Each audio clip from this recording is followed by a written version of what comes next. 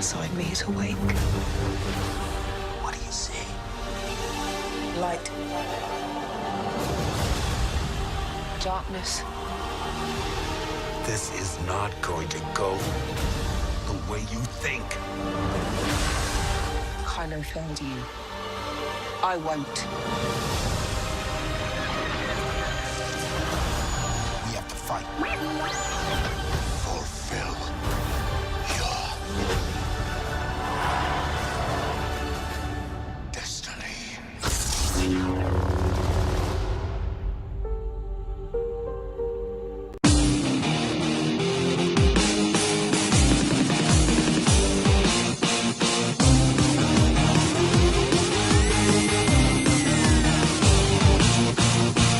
And we're back with some more Star Wars The Last Jedi review. This time it is the spoiler half review.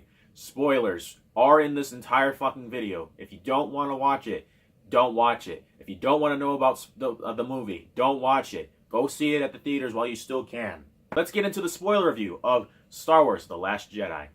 Now, we're going to go ahead and talk about Mark Hamill's Luke Skywalker through the whole film. You think he's going to be a nice Jedi. You think he's going to be on board with training Rey. But in reality, when he saw Rey after Rey finally presented him with his old lightsaber, he had one response to it. Fuck this shit, I'm out. He walked away. Because he refused to train Rey. Because of the whole training session with Kylo, he didn't really know what to do anymore. He felt he had failed Ben Solo, and he just didn't want to go down this road anymore where he trains a special student and the student betrays him, or he fails the student in general.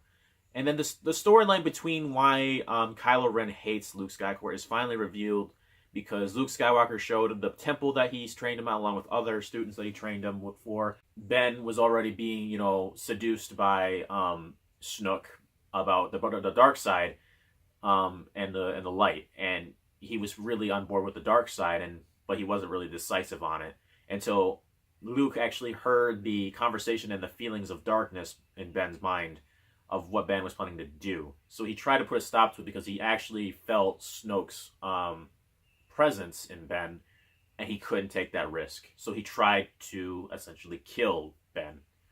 And, well, you can understand how this went. Ben wakes up from his sleep in his tent seeing Luke Skywalker over top of him with his lightsaber drawn. But Luke isn't going to kill him because he realized if he kills him, this is his nephew.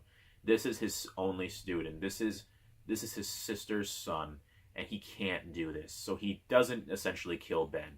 But Ben immediately turned from the light side to the dark side in an instant, realizing that Snoke was right, but really Snoke was wrong. But seeing Luke Skywalker with his lightsaber drawn and about to kill him, what did you think he was going to assume automatically? He's a boy that literally just doesn't think correctly and just automatically thinks he's right and knows what he has to do. And what does he do? He betrays Luke, destroys the Jedi Temple, and Luke goes into exile because of that. Because the whole entire Jedi Council is destroyed because of Kylo Ren. But Rey convinces Luke that she is different. She will not fail him. He cannot fail her, and all that stuff. And she gets trained how to be a Jedi at first for like maybe a couple minutes until Luke gets scared of how powerful the Force is with her. And he cannot take that risk again. So he denies her more training. With the conflict with the Resistance and the First Order, Finn meets a new character. I can't really remember her name at the top of my head. Rose Tycho or Tico. I don't know exactly her last name. It doesn't really spell it right here. But played by Kelly Mary. And you know what? This lady, I've never seen her once before in my life. I'm pretty sure she's new to the Star Wars crew. But for a new Star Wars character, it's really well done. The character development for her is she had a sister who was in the rebellion, and she was like pretty much the heavy artillery. she was a part of the bombing squad before when they were attacking the powerful First Order ship, the Dreadnought. Which, if you play the Star Wars Battlefront 2 campaigns, then you'll know that if you play the newest DLC campaign add-on, it actually talks about the Dreadnought, so that way you understand when you go see the movie, you're like, oh wait, that's a Dreadnought. Never mind. But her sister pretty much was the reason why the attack on the Dreadnought was such a success, because they bombed it with one last ship with a bunch of bombs, and well, the sister didn't make it, and she had been crying a lot of times, and then Finn, played by John Boyega, sees her in the lower decks of the ship, and pretty much talks to her, and then she stuns him, thinking that he's betraying the rebellion and going deserter and leaving. But then they both decide that they're both really smart and that they know how to stop the bigger dreadnought starship that is also being piloted by all of Snoke and his Imperial officers.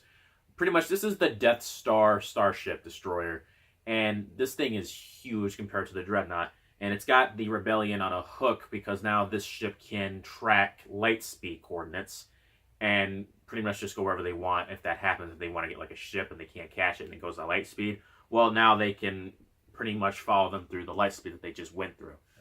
And both of them found out a way to destroy the tracking device to stop them from, chasing after them.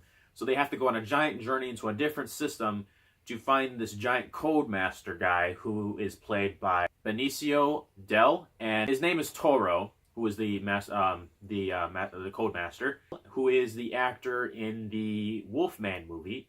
And honestly, I was really happy to see him in this film. His character is very skeptical, crazy, and very funny in some sorts. And I just love that he was in this movie as that kind of type of character. So they find him, they bring him, and he finds a way to unlock the master keys to getting into this giant tracking device, like core. Pretty much, it's just like how the Death Star was made. There's a flaw, and they can get to it and try and disable it. So they do, but they get captured by Captain Phasma and the new BB-8, which is called BB-9. And well, as it goes from there, Finn and Rose think that they've pretty much just failed the resistance, and now it's over. But Rey is already on the verge of being, the girl that she is and doing things on her own. And you know what? That's just fine. Daisy Ridley, I just can't believe how well developed as a character she has become. Her acting skills have just gotten better and better and better over time, and it's so great to see her play Rey still. So when Rey went off and done her own thing, she pretty much gave up herself to the Empire, just like how Luke Skywalker did in the Return of the Jedi. In my last video, I said that there were similarities from The Empire Strikes Back and The Return of the Jedi. Scenes like that, such as, Luke going to Dagobah and training with Yoda, is pretty much Rey going to that planet that Luke's exiled on and training with him. The same thing with the battle on Hoth in The Empire Strikes Back and the battle on the Rebel base planet with a bunch of salt everywhere. Same thing. And there's a scene where she's facing Snoke and she tries to snatch her lightsaber away from him and try and kill him, just like Luke Skywalker did with the Emperor. And well, it's just so similar in so many ways that I was just happy to see it. They even brought back the old-fashioned Yoda from The Phantom Menace, Empire Strikes Back, and The Return of the Jedi, where he's actually a Muppet and not a CGI character. And that was fucking amazing to see. I was so blown away by that. And just, oh wow, Daisy, I have nothing to say. She's beautiful, she's talented, she's sexy. I don't know what else to say about her, but pretty much she turned herself over to Snoke to see if she can turn Kylo Ren over, because her and Kylo Ren are being channeled together by the Force, and they don't know why, but she senses conflict in him and thinks that he can be turned, just like Luke did with Darth Vader. She pretty much mentally battles Snoke to figure out if, what his plan is and stuff like that, and that he won't win. He's certain he will win. Kylo Ren then turns on Snoke with turning Rey's lightsaber towards his stomach area, turning it on with the Force, and killing Snoke and ending his life, therefore cutting the big head off of the First Order. Then Rey and Ben start fighting all these amazing Imperial Guard soldiers that were surrounding Snoke at first, and these guys are fucking cool. All their basic weapons that they were holding were basic designs of lightsabers, because they did have lightsaber, plasma cartridges at the ends of their tips and stuff like that. But the reality is that they actually were representations of actual lightsaber types. There's whip lightsabers, there's a regular sword lightsaber, staff lightsaber, and double-sided pull-apart lightsaber. Those are actual lightsabers, and they were fighting it out like a motherfucker, and it was great to see that team together. I was happy to see Kylo had turned to the Force for a brief moment and helped Rey escape. But then we come to the new chapter in Star Wars. Kylo Ren wants something different. He says, leave the Empire behind. Leave the rebellion alive. This is a new start. We can start something new, and I want you to join me. Rey at first was thinking about it, but then she realized she can never be with Kylo Ren after what he did with Han Solo. So she turned on him. But they both tried to fight over Luke Skywalker's old lightsaber. And in the process, they broke it in half with the Force. And now Rey is back with her rebellion friends. Carrie Fisher's Princess Leia still played an amazing, convincing death role because, you know, she's actually passed away in the real life. She thought that we all thought that she was dead in the one scene where Kylo Ren was attacking the fire destroyer, or the frigate, pretty much. He was going to shoot his missiles at the main cockpit, and well, when he sensed his mother's force, he couldn't. He hesitated, and then the TIE fighters that he was flying with decided to shoot at her, and she fell out the cockpit. And well, we all thought she was dead until she channeled the Force and pulled herself back into the ship and was just in a coma for a little bit. I was very shocked at that, especially because for the longest time she had no idea she was in, you know, she had the Force.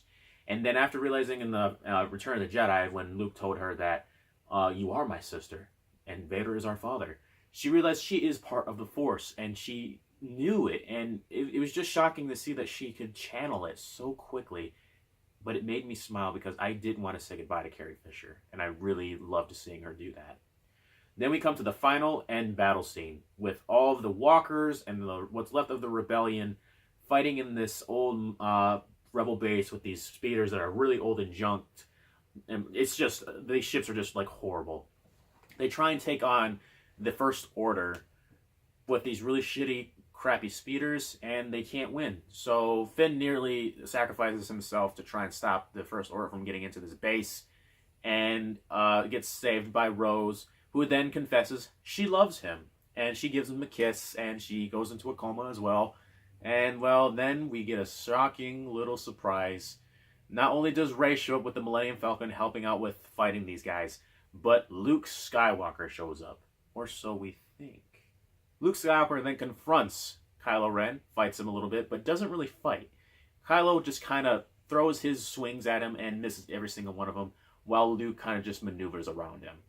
And then we realize Luke isn't really there. It's just him channeling the Force to use a hologram to mentally make people think he's there, and therefore messing with Kylo Ren's mind, saying, if you kill me, I'll always be with you, just like your father. And Kylo didn't like that, so he tried to strike at Luke, but he was never there. And then he told him, see you around, kid. And then he vanished. But then back at the island where Luke still remains exiled, or just hidden. You notice he is weak. He has not been in the Force for a long time. He's actually turned his back on the Force for a while. But it's just when the one day when he saw Master Yoda's ghost, and Yoda pretty much told him, it's time for the Jedi Council to end. It's time for the Jedi Order to end. It's time for a new start. And, well, he realized Yoda was right. So now Luke is weak, and he has no more powers left. He has no more energy. And then he just vanishes into nothing, just like Yoda did in the Return of the Jedi. Therefore, ending the legend of Luke Skywalker. But that leads to the question, what is going to happen with the Resistance now? There is no more Resistance. There is no more rebellion. This is a new type of Resistance. And there's nothing... There's just... They don't know where to go from here. But I have faith in the fact that Lucasfilms and Disney have been doing a really good job so far. And I have no doubts that they will do great in this one. So, whatever you guys have planned out there, I hope you do well. My question is, now that Carrie Fisher's Princess Leia is still alive, if I didn't say that already, she's still alive, what are they going to do with her? Did they film maybe a couple minutes of the next episode before she died of her, like, dying on her deathbed or something? Or are they going to kill her off somehow? Like, how are they going to exactly do this? I don't know what they're planning on doing for the next episode, but I am very curious as to what they're going to do with Princess Leia. But yeah, thank you guys for watching. If you enjoyed this spoiler review and the review that I did without the spoilers, leave a comment, leave a like, share around, and, subscribe and whatnot. And if you haven't seen the movie yet of the Star Wars The Last Jedi, go check it out. It's definitely worth the money. It's definitely a great roller coaster of emotions, and I loved it to death, and you will probably love it too. But thank you guys for watching. Hope you enjoyed, and I'll see you all next time. Bye-bye.